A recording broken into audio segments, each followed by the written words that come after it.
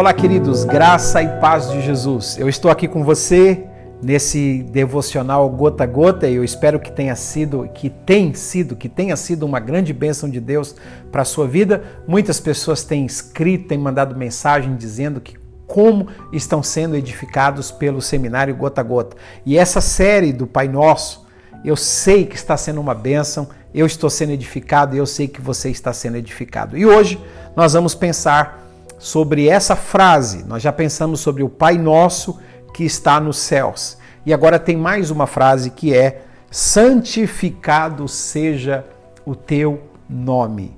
Eu acho isso muito lindo, porque desde o decálogo divino já vem a expressão de um dos mandamentos: não tomarás o nome do Senhor teu Deus em vão. Você não pode usar o nome de Deus para coisas vazias, para coisas sem sentido, para coisas insignificantes. Por isso, o judeu, quando vai escrever,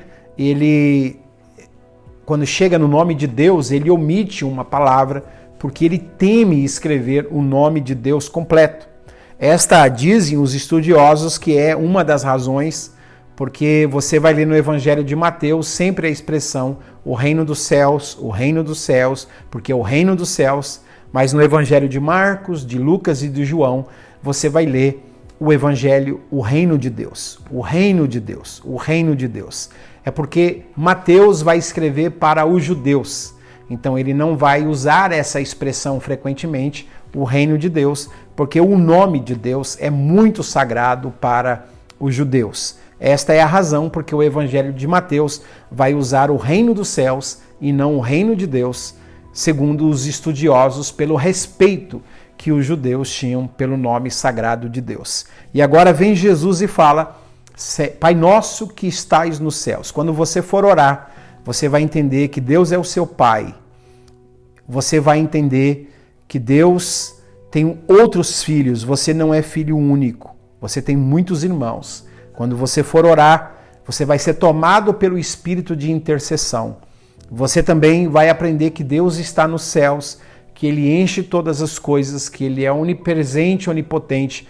Você vai poder orar por todos os seus irmãos espalhados em toda a face da terra, sabendo que o Deus que está presente com você aqui, Ele também está presente com eles lá. Esse é o mistério da onipresença de Deus. E aí Jesus vai usar essa expressão: santificado seja o teu nome. Quando eu leio lá os profetas, e principalmente o livro do profeta Zacarias, o livro do profeta Abacuque, o livro do profeta Ageu, esses profetas menores, a gente vai perceber uma expressão que Deus fala no capítulo 2, versículo 18 de Malaquias, e ele diz assim: olha, vocês estão profanando a minha santidade diante das nações. E eu preciso entender isso, porque Deus, Ele é santo.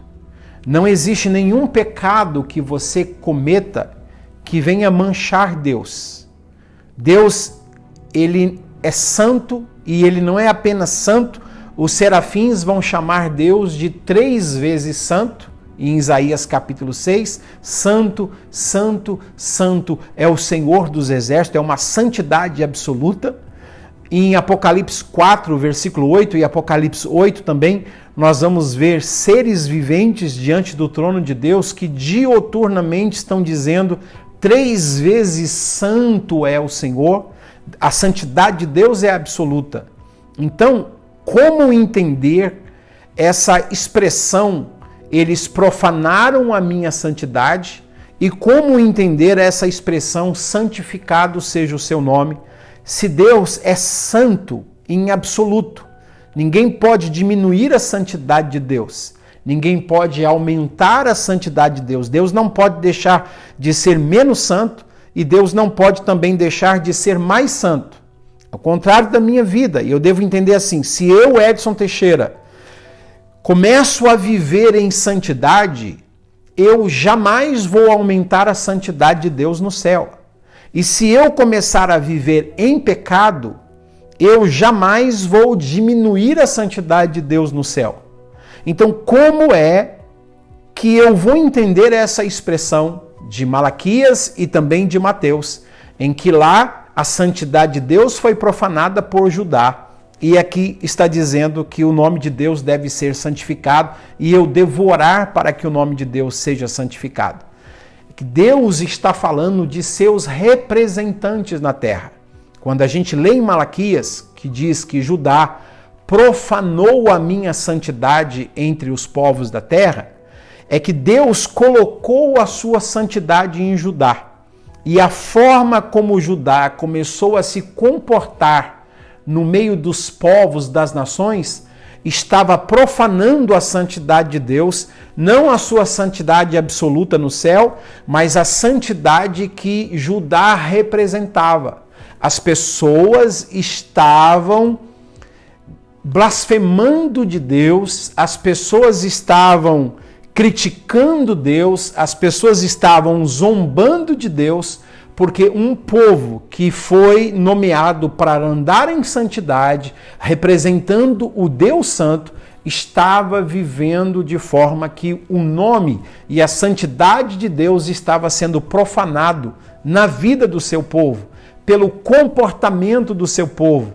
À medida em que Judá pecava, o nome de Deus era profanado nele, porque este povo era representante de Deus. À medida em que Judá prevaricava entre os povos tinham menos credibilidade em Deus, porque Judá, que representava Deus, estava vivendo de forma errada. Você entende? Quando você ora, santificado seja o teu nome, porque você é filho desse Deus. Você é filho de um Pai que é santo.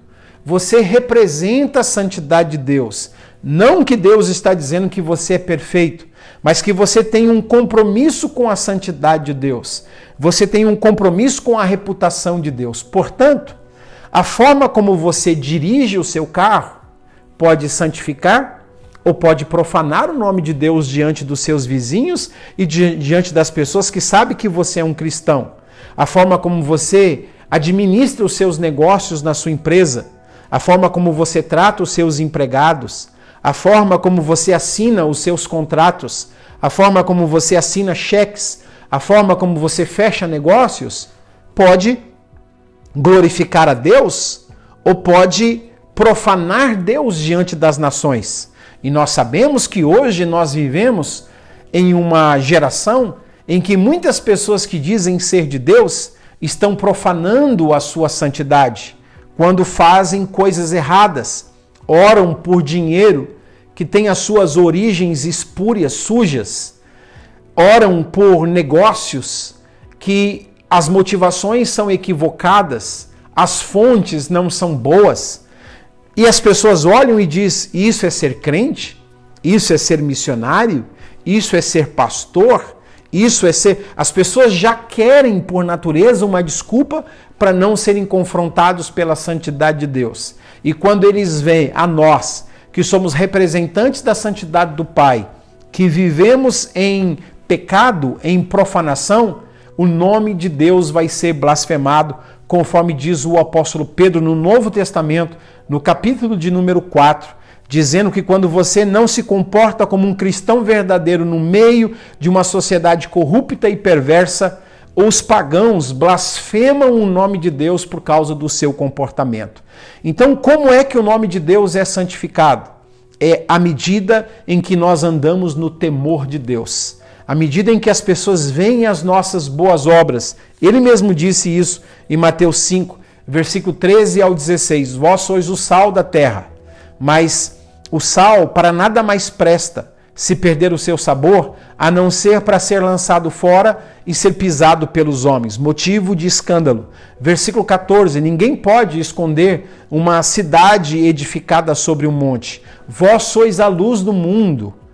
E aí ele vai dizer no versículo 16, assim, resplandeça a vossa luz diante dos homens, para que vejam as vossas boas obras e glorifiquem o vosso Pai que está nos céus. Então, quando você ora a oração do Pai Nosso dizendo, santificado seja o seu nome, é santificado em mim, através do que eu faço, através do que eu vejo, através de onde eu vou, através do que eu falo, todo o meu ser vai ser usado para profanar ou para santificar. E a oração do Pai Nosso nos ensina a pedir para que Deus nos ajude, que o nome dele seja santificado em mim e através da minha vida.